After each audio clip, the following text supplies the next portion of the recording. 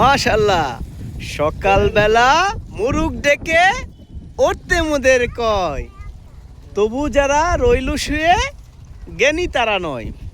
সত্যিকার অর্থে আসলে সকালে যারা শুয়ে থাকে অযথায় অলসতায় ফজরের নামাজটা মিস করে, তারা আসলে সত্যিকার অর্থে জ্ঞানী না। তাদের জীবনে কখনো বারাকা আসে না। তো বারাকা আপনার জীবনে তখনই আসবে যখন সকালবেলায় ঘুম থেকে উঠতে পারবেন এবং আল্লাহ তাআলার শুকরিয়া জ্ঞাপন করতে পারবেন নামাজের মাধ্যমে। এটা হচ্ছে উচিতপুর মিনি কক্সেস বাজার। আদি আটা ছোড়া বলো মা।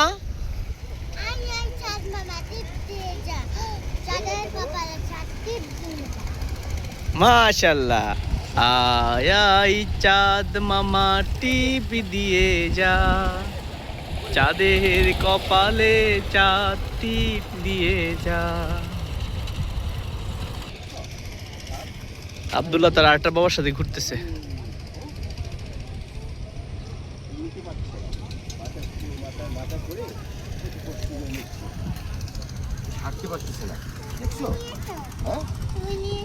আমি নিয়ে আসবো।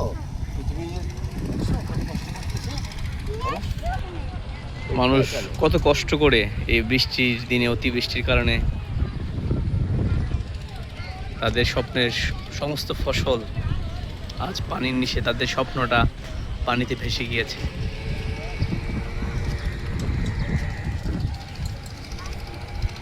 এক অতিবৃষ্টি, আবার যে ধানগুলো কাটছে এই ধানগুলো শুকানোর কোনো উপায় নাই, কিন্তু রোদ ওঠে না।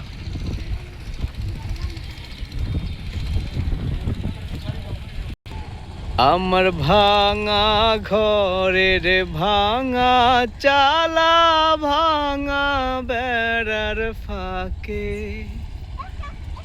অবাক জ্যোৎস্না ঢুইকা পড়ে, হাত বাড়াইয়া ডাকে। হাতি সারাই ডাকে কিন্তু মুখে বলে না, আমার কাছে আইলে বন্ধু আমারে পাইবা না। আমার ভাঙা ঘরের ভাঙা চালা, ভাঙা বেড়ার ফাঁকে অবাক জ্যোৎস্না ঢুইকা পড়ে, হাত বাড়াইয়া ডাকে।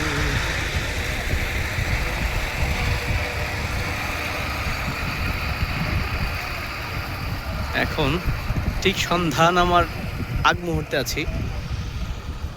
তো আল্লাহ সুবহানাহু ওয়া তাআলা চারপাশটা যে কত সুন্দর করে আমাদের জন্য বানিয়েছেন, আসলে হাওরের প্রকৃতি দেখলে, সহজ সরল মানুষ দেখলে বোঝা যায়। তো আমাদের এই প্রকৃতি দেখে যদি একটু মনটা নরম হয়, আল্লাহর প্রতি কৃতজ্ঞতা প্রকাশ করে সিজদা যদি একটু আমরা আল্লাহর দিকে মাথা নত করি, আল্লাহ আমাদের সকল গুনাহ মাফ করে দিবেন। রাদিয়া, তোমার উচিতপুর কেমন লাগতেছে মা? ভালো লাগতেছে? তুমি কাউকে মিস করতেছো? কাকে? আপু সোনাকে আর ভাইয়াদেরকে? আচ্ছা আচ্ছা, আপু সোনাকে বেশি মিস করতেছো? আপু সোনার জন্য বলো, আপু সোনা তোমার জন্য অনেক ভালোবাসা। দূরে দূরে নামো মা, দূরে দূরে নামো, আস্তে আস্তে নামো। রাদিয়া নামতেছে।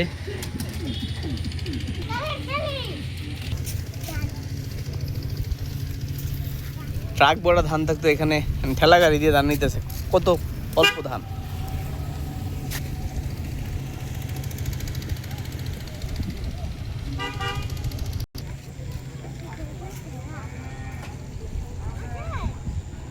ঐতিহ্যবাহী বট গাছ উচিতপুরের।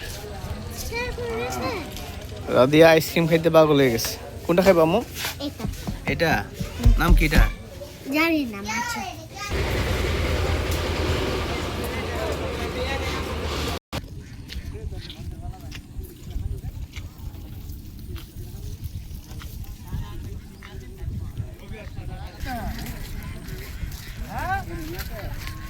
দশে মিলে করি কাজ, হারি জিতি নাহি লাজ।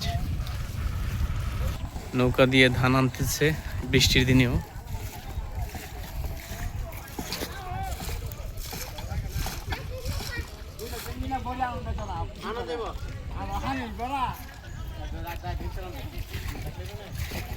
আমাদের ছেলে আব্দুল্লাহ ওইদিকে আছে।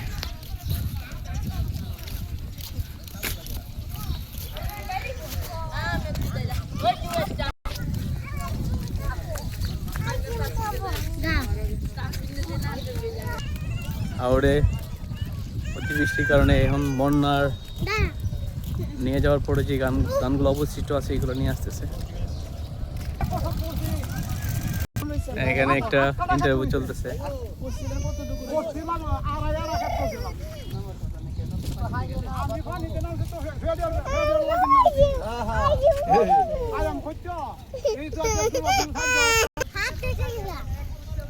এটা প্রাণীতে ভাসমান একটা হাউস করেছে।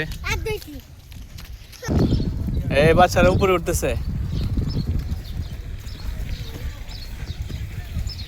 আস্তে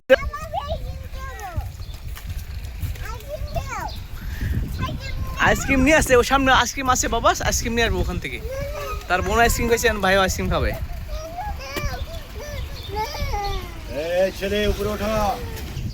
আমাদের অত্যন্ত আন্তরিক এবং খুবই প্রাণবন্ত এবং স্বতঃস্ফূর্ত এবং খুবই ভালো একজন মানুষ ফজলুল ভাই। কেমন আছেন ভাই? কেমন লাগতেছে? আলহামদুলিল্লাহ ভালো। এরপরও তো ভালোই বলতে হবে, শুকরিয়া আদায় করতে হবে। কারণ যত সমস্যাই আর যত আপদগুলো আসুক, আদাবগুলো আসুক, শুকরিয়া। মানুষের দুর্দশা দেখে কি মনে হচ্ছে আসলে? মানুষ কতটুকু ফসল তুলতে পারছে মনে হয় আপনার? আমার তো মনে হয় মানুষ, এই এলাকার মানুষ 10% ফসল তুলতে পারে না। 10% তুলতে পারে না। কারণ পুরোপুরি ফাঁকেন না, ফাঁকলে তো আর কাটতে পারে। তো পাকার সময় আসছিল, এই মুহূর্তেই পানি ফেলা দিল। তো বাকি এক ভাগ তুলছে। হ্যাঁ, না এটা তো টোটালি অবস্থা কমপ্লিটলি মানে ক্ষতিগ্রস্ত সবাই। টোটালি সবাই। ইভেন আরো যারা তুলছে তারা কি ধানগুলো শুকাইতে পারছে দুলা ভাই মনে হয়? না, তাও তো না, যে কিছু পরিমাণ তুলছে 3 ভাগের 1 ভাগ তুলছে, এইটো হতা। আর তো হতা, এইটো আশা নাই যে এইটো হুটে যাইতে লাগা গেরা আছে শেষ। আপনার কি নাম আর আপনি কতটুকু জমি করছেন আপনি? আমি 60 কাঠা ক্ষেত করছিলাম। মাশাআল্লাহ। তারপর কতটুকু তুলতে মাত্র পারছেন? 6 কাঠা ক্ষেত কাটছি। ধান কি বিক্রি করে দিয়েছেন নাকি এখন না, আছে? এইটো হই হতাই নাই না। আরে এমনিতে ধান কত টাকা মন চাচ্ছে? ওহন জি ওহন তো এই 600 700 এতলে মাছ কাম টিকারি হরে দেয়া। আহ মানে পুঁজি দিতে শান্তি নাই, উভয় সংকট। না, না। মানে উভয় সংকট, মরার উপর খারাপ। আমি নিজে চোখটাও দেয়া বাস্তব দেখো আই। না না, মিসামিসির কোনো কারণ আলো দোষা। এখন তো এই মুলি কষ্টছে বলা যায়। যাক। আমরা আল্লাহ একমাত্র আল্লাহ তাআলা ছাড়া এখান থেকে কেউ রক্ষা করতে পারবে না। না না, আল্লাহ তো জীবন ভরে রক্ষা করতে। আল্লাহ যেবার ধান নিয়ে যায় এবার মাছ দেয় কিন্তু ভরপুর। বড় হতো তো আমরা মাছ মারতে পারতাম না। ও আচ্ছা, মাছও মারতে পারবেন না? না, কারণ এবারে যে গরিব কাঙ্গালে হচ্ছে জাল পাইবো, বাবা জাল হুড়িয়া হুড়িয়া। আল্লাহ ইন্না লিল্লাহ।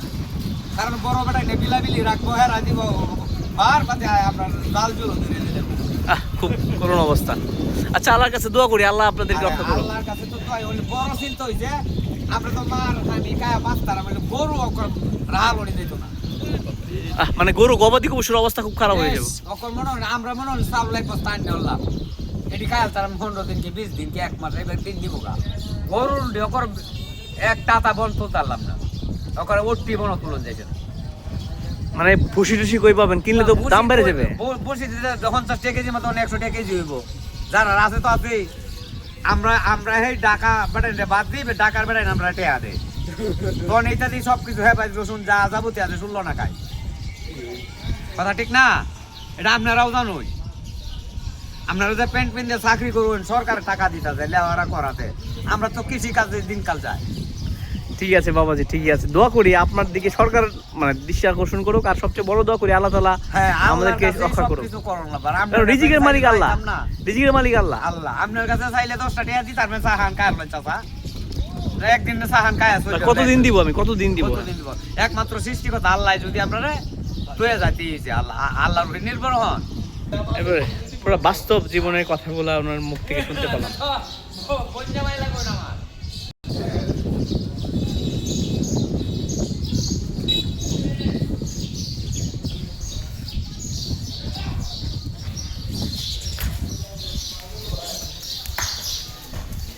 আমরা আসলে বিকালে বাচ্চাদেরকে নিয়ে মূলত এই মিনি কক্সবাজার নামে খ্যাত উচিতপুর আসছিলাম।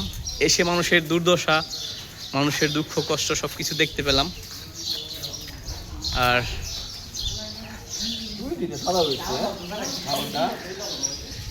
ভিডিওর শুরুতে যেই কবিতাটা বলছিলাম, সকালবেলা মুরুগ ডেকে ওঠে মোদের কয়, তবু যারা রইল শুয়ে জ্ঞানী তারা নয়। আসলেই মানে সকালে তারা মুয়াজ্জিনের আজান শুনে তারপরে শুয়ে থাকে। মানে সর্বোপরি আজকের এই যে দুর্দশা বা সব মিলিয়ে আপনি কি বলতে চান দুলা ভাই? আসলে আমাদের এই পল্লী এলাকায় আমরা আগে খুব ভালো করে দেখতাম, এখন অনেকটা পরিবর্তন। যে সকাল থেকে ঘুম থেকে উঠেই ফজরের আজানের আগেই ঘুম থেকে উঠে কাজ সাংসারিক এবং কৃষি কাজ শুরু করতো। তো এখন অবস্থা এরকম যে অনেকেই উঠতে চায় না। একটা ইংরেজি কবিতা আমরা পড়েছিলাম যে early to rise, early to bed, makes even healthy, wealthy and wise. হ্যাঁ, আর এ ব্যাপারে আল্লাহ রাসূলের যে ইতিহাস আমরা বা তার কালচার আমরা যেগুলো জানি, আল্লাহ রাসূল কখনোই ফজরের পরে আর শুতেন না। কিন্তু এই অভ্যাসটা আমাদের না থাকার কারণে আমরা একদিকে যেমন অলস হয়ে যাচ্ছি, পুরো জাতি অলস হয়ে যাচ্ছে, আর আল্লাহর পক্ষ থেকে যে বরকতময় পরিবেশ বা বরকত সেটা আমরা পাচ্ছি না। এবং এটার প্রভাব শুধু আমাদের নয়, তারা সমাজ এবং দেশের মধ্যেই পড়ছে।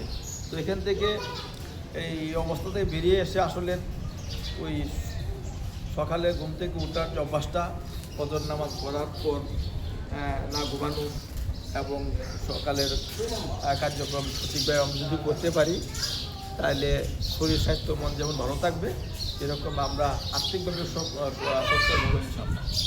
এটা চিরাচরিত। অসংখ্য ধন্যবাদ ফজলুর রহমান ভাইকে। আপনারা যারা এতক্ষণ আমার সাথে ছিলেন, ধন্যবাদ সকলকে। ভালো থাকবেন, সুস্থ থাকবেন, প্রকৃতির সাথে থাকবেন এবং আমরা চেষ্টা করবো আল্লাহ তাআলার হুকুম আহকাম মেনে চলতে। আসসালামু আলাইকুম।